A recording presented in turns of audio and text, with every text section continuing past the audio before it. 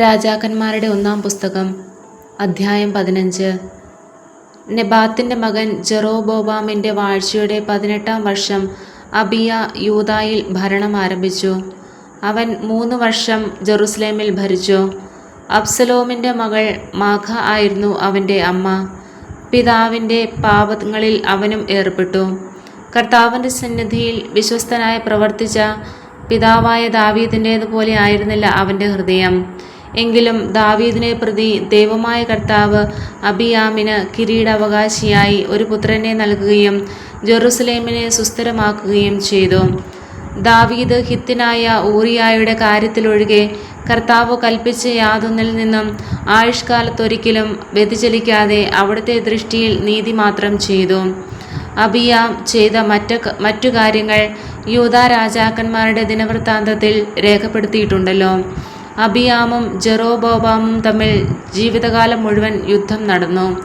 അബിയാം പിതാക്കന്മാരോട് ചേരുകയും ദാവീദിന്റെ നഗരത്തിൽ സംസ്കരിക്കപ്പെടുകയും ചെയ്തു.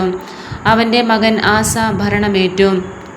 ആസ ഇസ്രായേൽ രാജാവായ ജെറോബോവാമിന്റെ വാഴ്ചയുടെ 20-ാം വർഷം ആസ യൂദായിൽ ഭരണം തുടങ്ങി. അവൻ ജെറുസലേമിൽ 41 കൊല്ലം ഭരിച്ചു.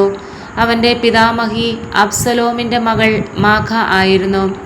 ആസ പിതാവായ ദാവീദിനെ പോലെ കർത്താവിന്റെ ദൃഷ്ടിയിൽ നീതിപൂർവം വർത്തിച്ചു. അവൻ നാട്ടിൽ നിന്ന് ദേവപ്രീതിക്കായുള്ള ആൺവേശ്യ സമ്പ്രദായം ഉച്ചാടനം ചെയ്തു.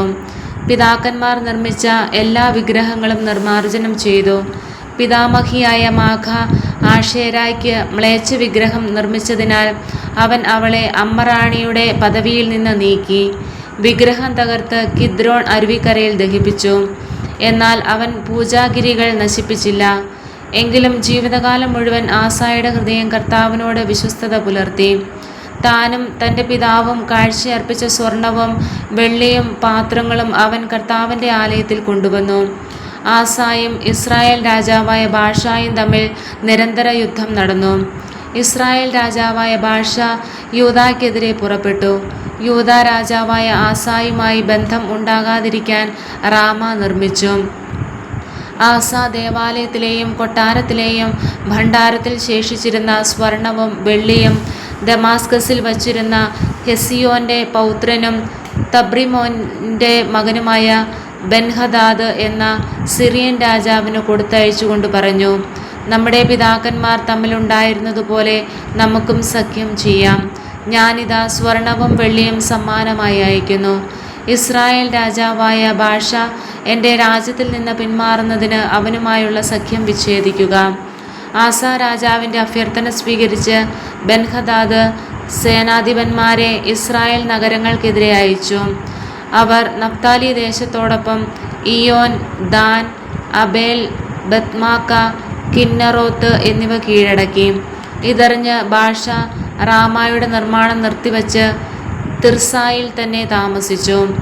ആസ രാജാവ് ഒരു വിളംബരം മൂലം യൂദാ നിവാസികളെ വിളിച്ചുകൂട്ടി. ആരെയും ഒഴിവാക്കിയില്ല. റാമ പണിയാൻ ബാഷ സംഭരിച്ചിരുന്ന കല്ലും മരവും അവർ എടുത്തുകൊണ്ടുവന്നു. ആസ രാജാവ് ഇവ കൊണ്ട് ബെഞ്ചമിനിലെ ഗേബയും മിസ്പായും നിർമ്മിച്ചു.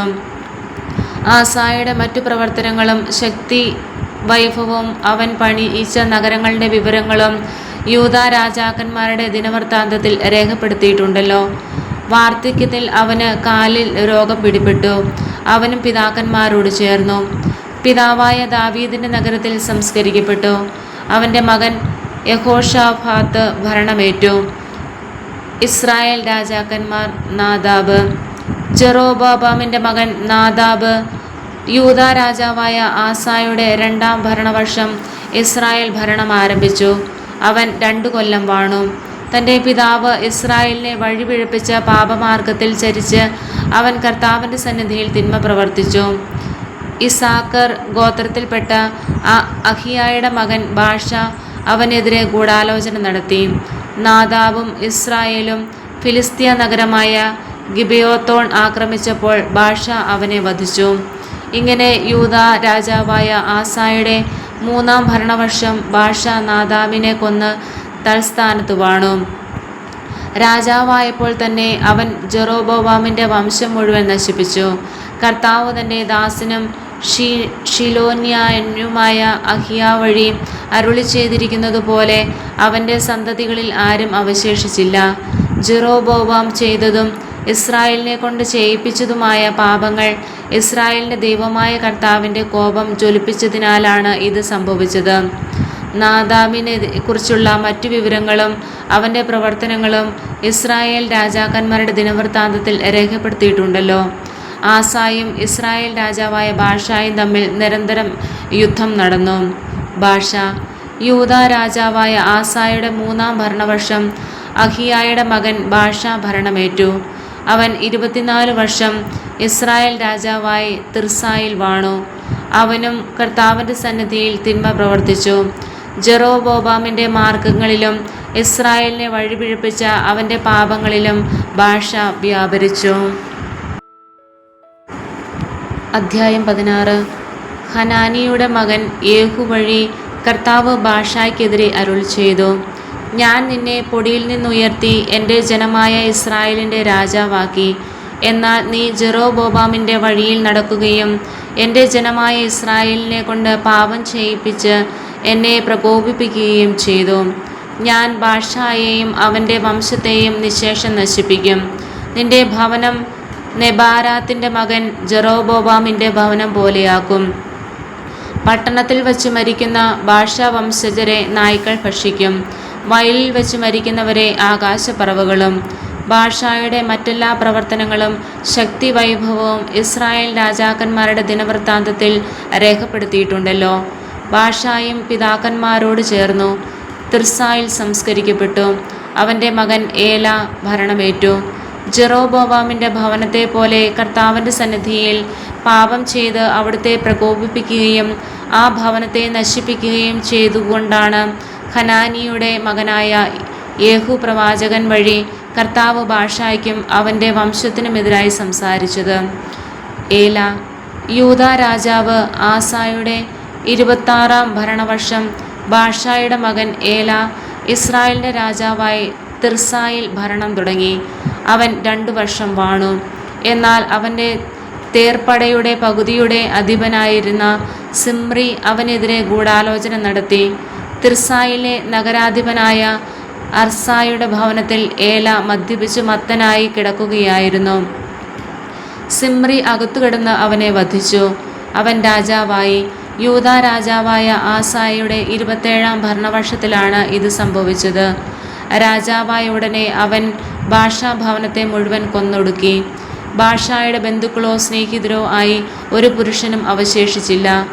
യേഹു പ്രവാചകൻ വഴി ബാഷായ്ക്കെതിരെ കർത്താവ് അരുളി ചെയ്തതുപോലെ അവൻ്റെ വംശത്തെ മുഴുവൻ സിമ്രി നശിപ്പിച്ചു. വിഗ്രഹ ആരാധന വഴി പാപം ചെയ്തും ഇസ്രായേലിനെ കൊണ്ട് ചെയ്യിച്ചും ബാഷായും മകൻ ഏലായും ഇസ്രായേലിൻ്റെ ദൈവമായ കർത്താവിനെ പ്രകോപിപ്പിച്ചതുകൊണ്ടാണ് ഇത് സംഭവിച്ചത്. ഏലായെ പറ്റിയുള്ള മറ്റു വിവരങ്ങളും അവൻ്റെ പ്രവർത്തനങ്ങളും ഇസ്രായേൽ രാജാക്കന്മാരുടെ ദിനവൃത്താന്തത്തിൽ രേഖപ്പെടുത്തിയിട്ടുണ്ടല്ലോ. സിമ്രി യൂദാ രാജാവ് ആസായുടെ 27-ാം ഭരണവർഷം സിമ്രി തിർസായിൽ 7 ദിവസം ഭരിച്ചു. ഇസ്രായേൽ സൈന്യം ഫിലിസ്തീയ നഗരമായ ഗിബത്തോണിനെതിരെ പാളയമടിച്ചിരിക്കുകയായിരുന്നു. രാജാവിനെതിരെ സിമ്രി ഗൂഢാലോചന നടത്തി അവനെ വധിച്ചുവെന്ന് പാളയത്തിൽ അറിവ് കിട്ടി. അന്ന് അവിടെ വച്ചു തന്നെ ഇസ്രായേൽ ജനം സേനാനായകനായ ഓമ്രിയെ രാജാവാക്കി. ഓമ്രിയും ഇസ്രായേൽ ജനവും ഗിബത്തോണിൽ നിന്ന് പുറപ്പെട്ട് തിർസ വളഞ്ഞു. പട്ടണം പിടിക്കപ്പെട്ടെന്ന് കണ്ടപ്പോൾ സിമ്രി കൊട്ടാരത്തിൻ്റെ ഉള്ളറയിൽ കിടന്ന് കൊട്ടാരത്തിന് തീ കൊളുത്തി ആത്മഹത്യ ചെയ്തു. ജെറോബോവാമിനെ പോലെ പാപം ചെയ്യുകയും ഇസ്രായേലിനെ പാപമാർഗത്തിലേക്ക് നയിക്കുകയും ചെയ്തു.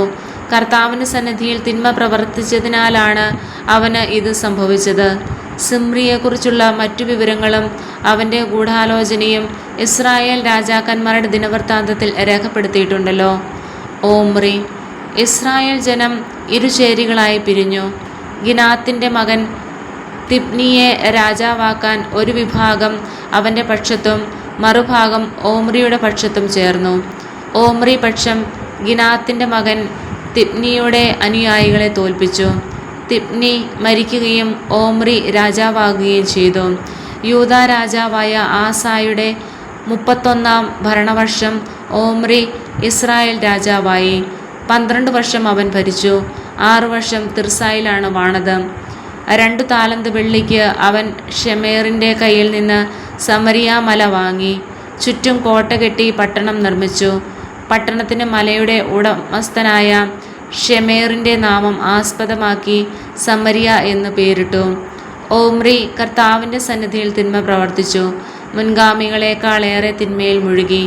അവൻ നെബാത്തിൻ്റെ മകൻ ജെറോബോവാമിൻ്റെ മാർഗം പിന്തുടരുകയും ഇസ്രായേൽ ജനത്തെ വിഗ്രഹാരാധന വഴി പാപം ചെയ്യിച്ച് ദൈവമായ കർത്താവിനെ പ്രകോപിപ്പിക്കുകയും ചെയ്തു. ഓമ്രിയുടെ മറ്റെല്ലാ പ്രവർത്തനങ്ങളും അവൻ്റെ ശക്തി വൈഭവവും ഇസ്രായേൽ രാജാക്കന്മാരുടെ ദിനവൃത്താന്തത്തിൽ രേഖപ്പെടുത്തിയിട്ടുണ്ടല്ലോ. ഓമ്രി പിതാക്കന്മാരോട് ചേർന്നു സമറിയായിൽ സംസ്കരിക്കപ്പെട്ടു. മകൻ ആഹാബ് ഭരണമേറ്റു. ആഹാബ് യൂദാ രാജാവായ ആസായുടെ 38 ഭരണവർഷമാണ് ഓമ്രിയുടെ മകൻ ആഹാബ് സമരിയായിൽ ഇസ്രായേൽ ജനത്തിൻ്റെ രാജാവായത്. അവൻ 22 വർഷം ഭരിച്ചു. ഓമ്രിയുടെ മകൻ ആഹാബ് തൻ്റെ മുൻഗാമികളെക്കാൾ അധികം കർത്താവിൻ്റെ സന്നിധിയിൽ തിന്മ പ്രവർത്തിച്ചു. നെബാത്തിൻ്റെ മകൻ ജെറോബോവാമിൻ്റെ പാപങ്ങളിൽ വ്യാപരിച്ചത് പോരാഞ്ഞിട്ട് അവൻ സീദോനിൽ രാജാവായ എത്ബാലിൻ്റെ മകൻ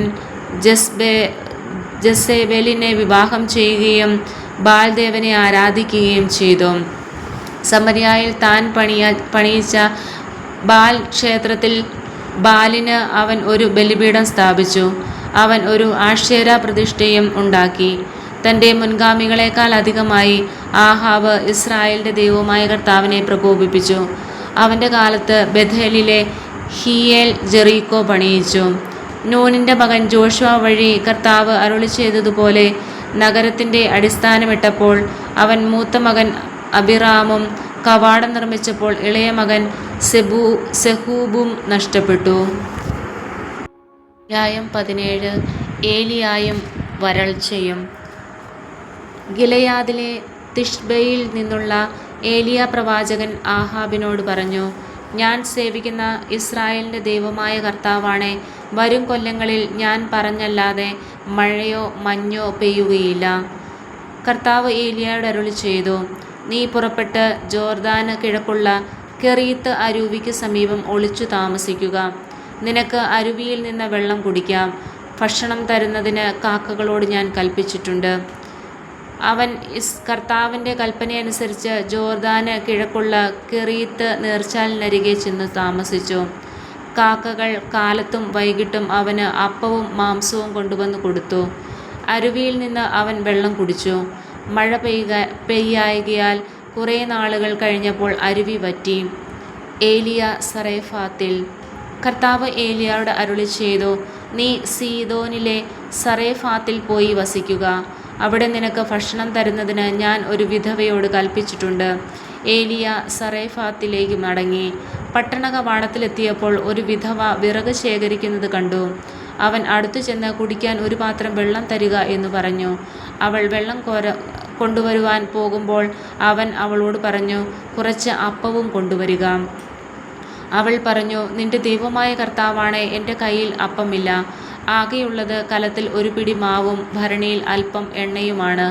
ഞാൻ 2 ചുള്ളിവിറക് പെറുക്കുകയാണ്. ഇത് കൊണ്ടുചെന്ന് അപ്പമുണ്ടാക്കി എനിക്കും എൻ്റെ മകനും കഴിക്കണം. പിന്നെ ഞങ്ങൾ മരിക്കും. ഏലിയ അവളോട് പറഞ്ഞു, ഭയപ്പെടേണ്ട, നീ ചെന്ന് പറഞ്ഞതുപോലെ ചെയ്യുക. എന്നാൽ ആദ്യം അതിൽ നിന്ന് ചെറിയ ഒരപ്പമുണ്ടാക്കി എനിക്ക് കൊണ്ടുവരണം. പിന്നെ നിനക്കും മകനും വേണ്ടി ഉണ്ടാക്കിക്കൊള്ളുക.